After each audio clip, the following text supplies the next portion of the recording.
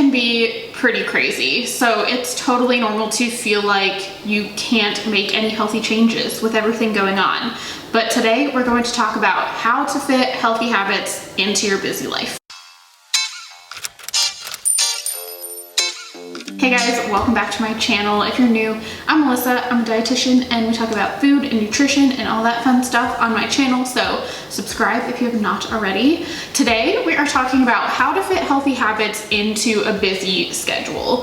This is something I hear all the time from patients, that they want to make changes, but they just have so much going on and they just don't have time to adapt these healthy habits. And I really want to show you that it's totally possible to fit these habits into your life without feeling like being healthy is a chore or is like an overwhelming change that there's no way that you can ever accomplish, because I know it can feel overwhelming and it can feel like there's a million different things to change. You need to add vegetables and drink more water and do this and do that. And seeing all of those things can be really daunting and can kind of make you feel like, what's the point in doing one of those things if you can't do all of them? So honestly, my first piece of advice is any healthy habits that you can fit into your life is a win.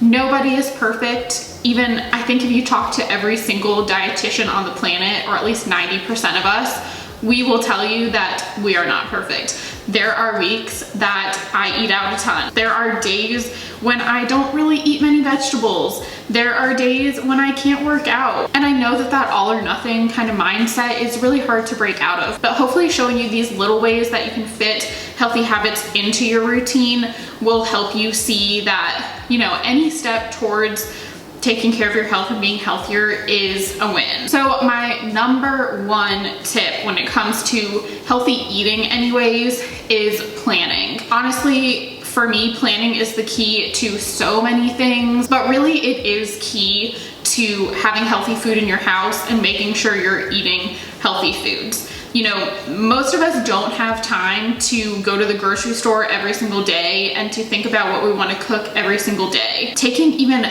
10 minutes to think about what you want to make for the week and then going to the grocery store on a Saturday or Sunday so that you have those ingredients in your fridge, you know the general things you're going to make. It makes reaching for healthy options just as easy as reaching for less healthy options, because they're convenient, because they're already in your fridge. Now, if you want to take that a step further and you have maybe an extra hour on the weekend, doing some prep can be huge as well. It makes reaching for healthy foods even easier during the week. You already have those options prepped in the fridge. Maybe you just have to heat them up. Maybe you've cut the vegetables and that saves you 20 minutes and all you have to do is put them in a frying pan. Maybe you just have to throw something in the oven. The more you can plan ahead, the more time and stress you are saving yourself during the week when you don't have that extra time or extra brain space to think about what you want to cook or what you want to eat. I do have a video about how I plan my meals, so if you do need a little help getting started with that, I will link that as well. Number two has to do with physical activity, and that is adding exercise in short bursts throughout the day. I feel like a lot of us think that in order to be physically active, we need to set aside an hour every day or 5 days a week or whatever to exercise, and that's just not true. Most people don't have a full hour to exercise, and that is totally fine. Anything you can add is great. So whether that means taking a 20-minute walk, whether that means taking a 5-minute walk, taking a 5-minute walk in the morning and a 5-minute walk in the evening, or whether that just means taking the stairs instead of the elevator, going to a bathroom that is on a different floor of the building or on the second floor of your house, or even just parking further away to get some extra steps in. Those little things really add up throughout the day, and when you think about it, you know, parking further away is gonna add, what, maybe 1 minute to your day, or going to a different bathroom is gonna add maybe 1 to 2 minutes. So taking those little bursts of exercise, I like to call them exercise snacks, and throwing those in throughout your day rather than feeling like you have to take an hour after work or wake up at 5 a.m. to do some type of formal exercise. You don't have to do that. And maybe that's something you work your way up to later, but starting by just adding adding those little things to your day is such a good step forward. Number 3 kind of has to do with both of those things, and that's do healthy things with your friends. Of course, I know that there are people who are super busy and don't get to see their friends very often, but a lot of us get to see our friends like on the weekends or once a week or something like that. A lot of times those situations involve like going out to eat or going out for a beer. Maybe not so much anymore, but in general. So instead of those things, do something healthy with your friends. I love going for a walk or a hike with a friend, maybe like cook a healthy meal at home together, take an exercise class. I've even talked to people who do like online exercise classes now. Like they'll both choose a online class, whether it's a live class or just one that, like on YouTube or something, and they just like start it at the same time and FaceTime while they're doing it, so it feels like you're in an exercise class together. But taking that time that is usually allotted to something that might not be the healthiest for you, and that, you know, a lot of people say that they really struggle with social situations because it does involve alcohol or it does involve restaurant meals or something like that. So just transferring that time into something that is a little healthier for your body, that you might feel a little better afterwards, but you still get that social time. You're not taking away that time with a friend. You're just kind of reallocating it. Number 4 is utilizing reminders on your phone.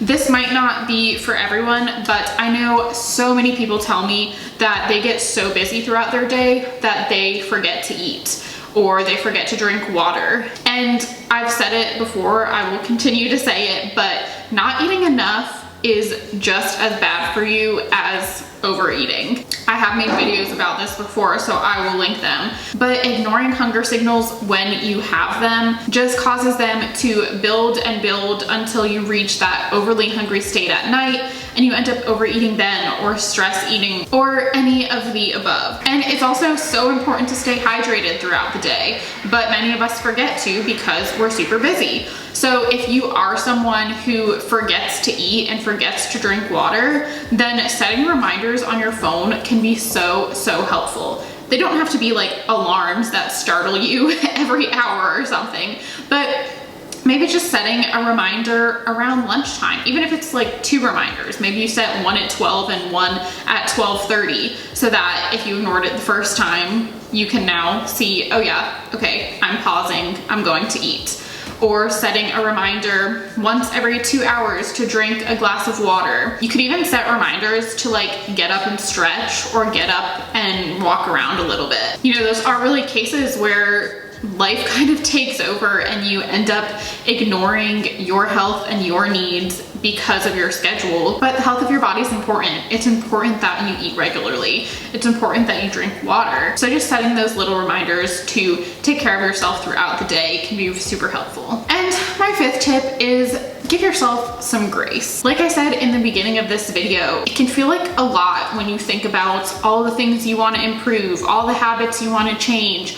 And sometimes being hard on yourself can make being healthy feel like a chore and feel like just another thing on your already super long to-do list. So giving yourself grace, allowing yourself to do these little things and not feel like you have to overhaul every habit in your life or do everything to the extreme is so important. Allowing yourself flexibility, allowing yourself small changes is how you create actual habits and actual change, and in a sustainable way that doesn't feel like it is encroaching on your life and just giving you another thing to do and another thing to stress about.